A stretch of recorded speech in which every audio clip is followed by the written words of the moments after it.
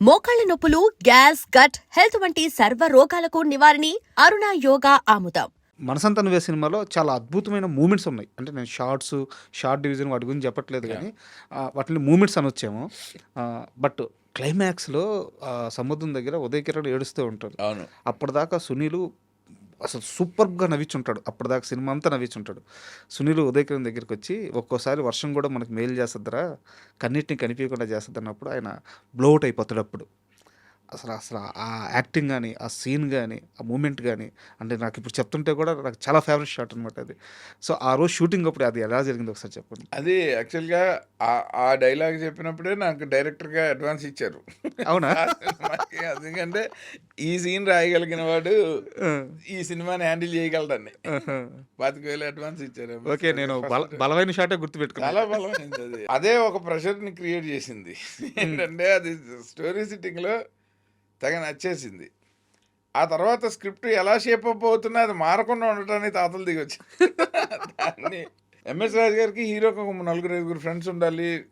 కోలాహలంగా ఉండాలి. కామెడీ హిలేరియస్‌గా ఉండాలి. ఇలా ఉండేది ఆయనకి. హ్మ్. హ్మ్. ఉదయ్ కిరణ్ మీదే మొత్తం బరువేయలేము. సునీల్ ఒక్కడినే పెట్టలేము అని. సో, ఆలీ వేణుమాధవ్ ఇలా రెగ్యులర్ హీరో ఫ్రెండ్స్‌ని అలాగా ఆ కాలనీలో బ్యాచ్ లాగా దింపేద్దాము. తిరుపతి ప్రకాష్ వీళ్ళందరూ ఉండేవాళ్ళు అప్పట్లో. బండ్ల గణేష్ గారు. అవును. అయితే నాకేంటంటే ఇతను ఒక అనాథ. ఎవరో తెచ్చి పెంచుకుంటున్నారు. ఎక్కడో ఒక మొహమాటం ఉంటుంది. ఒక ఇంట్రావర్ట్ లాగా ఉండాలి. అదైతేనే ఈ సెకండ్ హాఫ్‌కి ఈ హీరో మీద ఎమోషన్ వస్తది. ఒక ఎక్స్‌ట్రావాగెంట్‌గా నలుగురు, ఐదుగురు ఫ్రెండ్స్‌తో ఆయన యాంగిల్ ఏంటంటే చంద్రమోహన్ వీడిని అంత బాగా చూస్తున్నాడని ఎందుకు అనుకోవు అన్నది ఆయన. He was right in his own way. కానీ నాకు సెకండ్ హాఫ్ పోతుంది అన్నది. హ్మ్. సో, ఒకడే ఫ్రెండ్ ఉండాలి. ఎమోషన్ అయినా, కామెడీ అయినా 2 వాడే పంచుకోవాలి. వాడికి కూడా తెలియకూడదు వీడి బాధ. అందుకని వాడు ఇండైరెక్ట్‌గా "అరే నాకు తెలుసు నువ్వు దాస్తున్నావని" అని చెప్పేలాగా ఈ సిట్యుయేషన్ క్రియేట్ చేసి అది చెప్పినప్పుడు ఆయన హి ఫెల్ట్ సో హ్యాపీ. కానీ అది మాకు ఎలాంటి ప్రెషర్ అంటే అది సెట్‌లో షూటింగ్ జరుగుతుంటే నువ్వు చెప్పినప్పుడు వచ్చిన ఫీలింగ్ రాలే. రీ రికార్డింగ్ లేకుండా ఎడిటింగ్ రూమ్‌లో చూస్తే నువ్వు చెప్పినప్పుడు గూస్ బంప్స్ వచ్చాయమ్మా ఇప్పుడు అంత లేదు. ఆ! ఇలాంటి ప్రెషర్‌లో అది రీ రికార్డింగ్ కూడా అయ్యి, ఎవ్వరినెప్పుడు తన వల్ల పాట కూడా యాడ్ అయ్యి, హ్మ్.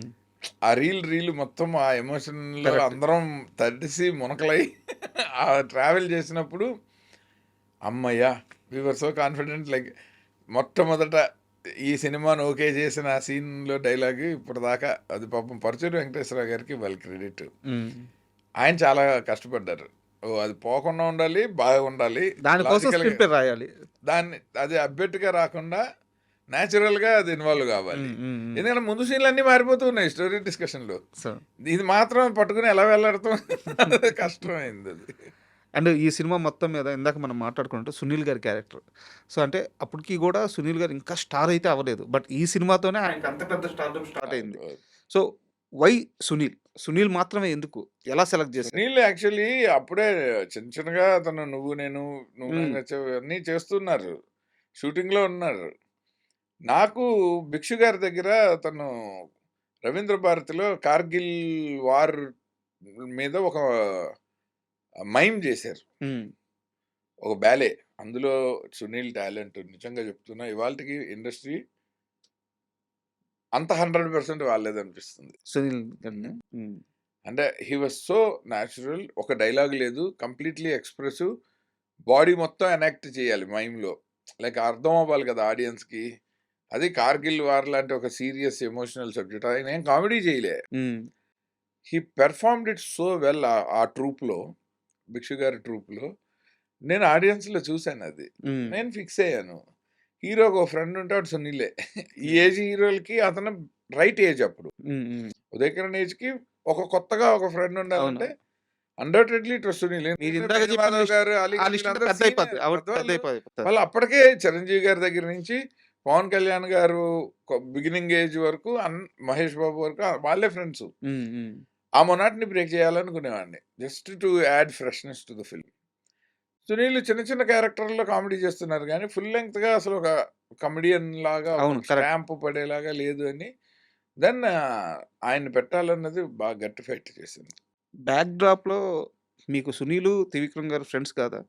అవును. అందుకనే అది ఆ ఫ్రెండ్‌షిప్‌లోనే అది త్రివిక్రమ్ దాచేస్తున్నారు. గారు అంటే ఎప్పుడు చెప్పలే సునీల్‌కి మీ సినిమాలో చూడండి అలా ఎప్పుడు డిస్కషనే రాలే. హ్మ్.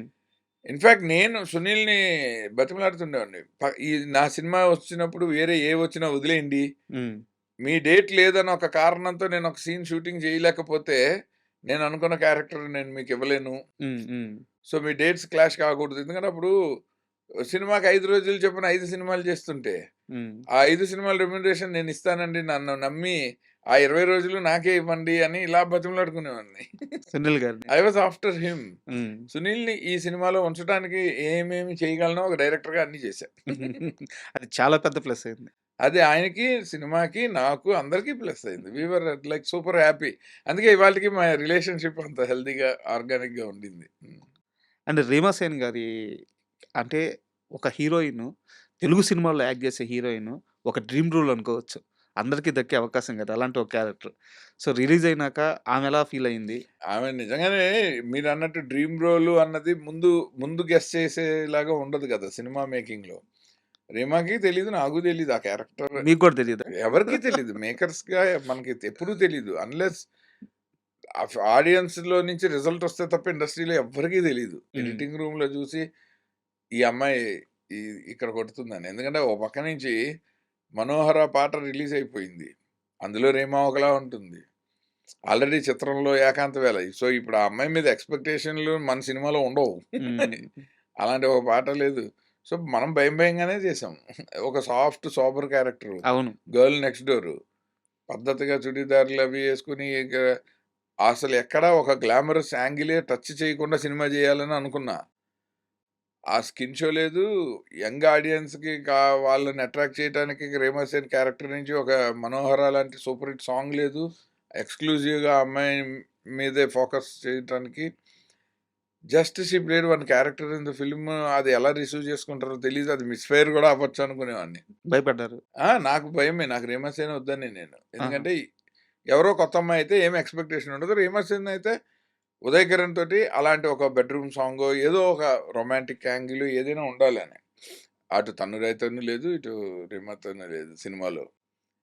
ఓన్లీ కథుంది. అందులో పాత్రలున్నాయి. సో, దానికి 'రీమా సేన్' బ్యాక్ ఫైర్ అవుతుందా అని డౌట్ ఉండింది. బట్ 'ఎంఎస్ రాజు' గారు చాలా కాన్ఫిడెంట్. లేదు ఆ అమ్మాయే ఫిక్స్. తన్నురాయే ఫిక్స్. ఈ హ్మ్. 2 ఆయన చాయిస్‌లే. హ్మ్. ఓకే. ఆయన అడ్వాన్స్ కూడా ఇచ్చేసాక మాకు చెప్పారు. హ్మ్. సరే ఇంక మన పాత్ర మనం మన పాత్రలాగా మనం చేయించుకొని వెళ్ళిపోదాం. Let us not change the script for heroine అని చెప్పి ఆమె ఆమెతో చేయించేసాం. ఆమె చాలా చేసింది యాక్చువల్లీ. తను అది ఓన్ చేసుకోవటం కష్టం. ఒక తెలుగు అమ్మాయిలాగా మన సెన్సిబిలిటీస్, మన ఎక్స్‌ప్రెషన్స్, మన సాఫ్ట్‌నెస్ ఒక పక్కింటి అమ్మాయిలాగా లవబుల్‌గా చేయటం. ఆ చిన్న చిన్న క్యూట్ రియాక్షన్స్. అవును. ఎస్పెషల్లీ సెకండ్ హాఫ్‌లో ఆ అమ్మాయి గనక సరిగ్గా యాక్ట్ చేయకపోతే మొత్తం తుస్సుమంటది. ఎందుకంటే సెకండ్ హాఫ్ మొత్తం వీళ్ళిద్దరి మధ్యే ఉంటుంది. వాళ్ళిద్దరి మధ్య ఉంటది. క్లైమాక్స్ వాళ్ళకేం పెయిన్ లేదు. అంతా గూడా తనదే. ఆ! అంటే లాస్ట్ పీక్స్ సీనొచ్చేసి త త హాస్పిటల్‌లో తను పరిగెత్తుకుంటూ అవును. బెడ్ దగ్గరికి రావాలి. సో, అక్కడ తను వచ్చే ఎమోషన్ గాని చాలా ఇంపార్టెంట్. కరెక్ట్ మీరు ఆ జెప్పింది. అమ్మాయి చాలా ఓన్ చేసుకుంది. కరెక్ట్. చేసుకొని చేసింది. అండ్ ఈ సినిమా మొత్తం మీద నాకు పెద్ద షాకింగ్ ఎలిమెంట్ ఏందంటే, 'తనికెళ్ళ భరణి' గారి విలనిజం. అంటే ఆయనకి ఎంత అప్పట్లో చేశారో. అవునవును. ఒక కోల్డ్ బ్లడెడ్ విలన్. అవును. అంటే చూడటానికి మంచి గవర్నమెంట్ ఆఫీసర్. చాలా పద్ధతిగా ఉంది. ఎందుకో 'తనికెళ్ళ భరణి' గారికంటే అంటే ఆయన అంతకుముందు 'సముద్రం' అయి చేసుండొచ్చు గానీ, బట్ ఇలాంటి ఒక క్యారెక్టరైజేషన్ అంతకుముందు చేయలేదాయన. ఎందుకు 'తనికెళ్ళ భరణి' గారిని ఎందుకు సెలెక్ట్ జేసుకున్నారు? అంటే అప్పటికి ఆయన ఇప్పుడు ఒక మంచి తండ్రి చంద్రమోహన్ గారైనప్పుడు ఈక్వల్లీ ఆపోజిట్ ఒక బ్యాడ్ తండ్రి అప్పుడుకున్న చాయిస్‌ల్లో నాకు 'ఆవుతి ప్రసాద్' గారు, 'తనికెళ్ళ భరణి' గారు హ్మ్. ఆ రోజుల్లో రైట్‌గా ఉన్న అంటే perfect choice for this character ఉండే. నాకేంటంటే 'ఆవుతి ప్రసాద్' గారు కనపడంగానే ఈయన విలను. హ్మ్. ఆయన్ని మంచివాడేమో అనిపించి చెడ్డవాడు అనిపించలేను స్క్రీన్ ప్లేలో. హ్మ్.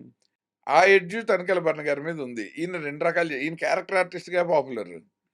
సో, అయితే మంచివాడవ్వచ్చు, లేదా చెడ్డవాడవ్వచ్చు. నా చాయిస్ ఉంటుంది. పైగా ఆయన పూర్తిగా చెడ్డవాడు గూడా కాదు.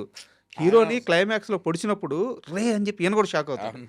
ఆ తండ్రి అలా క్యారెక్టర్ పొడి గూడా చేసాడేంటి? అలా పొడిచేసాడు. నేను అమ్మాయిని తీసుకురమ్మన్నాను గానీ, నేను అంటే ఆయనకి హీరోని చంపాలన్న ఉద్దేశం లేదు. ఆయన కూతురు జోలికి రాకపోతే చాలు. చాలా అద్భుతంగా ప్లే చేసిన క్యారెక్టర్. ఆయన ఆయన ఆ ఎడ్జ్ని కరెక్ట్గా పట్టుకున్నాడు. ఎందుకంటే నాకు ఆ సీన్ యాక్చువల్గా మొత్తం క్యారెక్టర్లో నాకు బాగా ఇష్టము. నేను చాలా ఎక్కువ తీసిన సీను, తర్వాత ఎడిటింగ్ రూమ్లో అంత లేదు కానీ బాగా కెమెరా అలా పెట్టి వదిలేసిన సీను అది మెట్ల మీద కూర్చోవటం కూతురుతో మాట్లాడేటప్పుడు సెకండ్ హాఫ్లో. ఆ సీన్ నాకు ఎక్కువ అంటే ఒక డైరెక్టర్గా బాగా మోజుపడిన సీన్లు ఉంటాయి కదా, అందులో ఇది. ఓకే. అది ఫస్ట్ షెడ్యూల్లోనే చేశాను. చేసినప్పుడు నాకు భరణ్ గారు చాలా రైట్గా అంటే right tone of the character perform చేశారు ఆయన. And for more videos, Please subscribe to iDream. Please subscribe to iDream. Please subscribe iDream. And please subscribe to iDream. For more videos, subscribe to iDream. please like, share, and subscribe to the channel. Congratulations, iDream. Subscribe to iDream. Subscribe to iDream.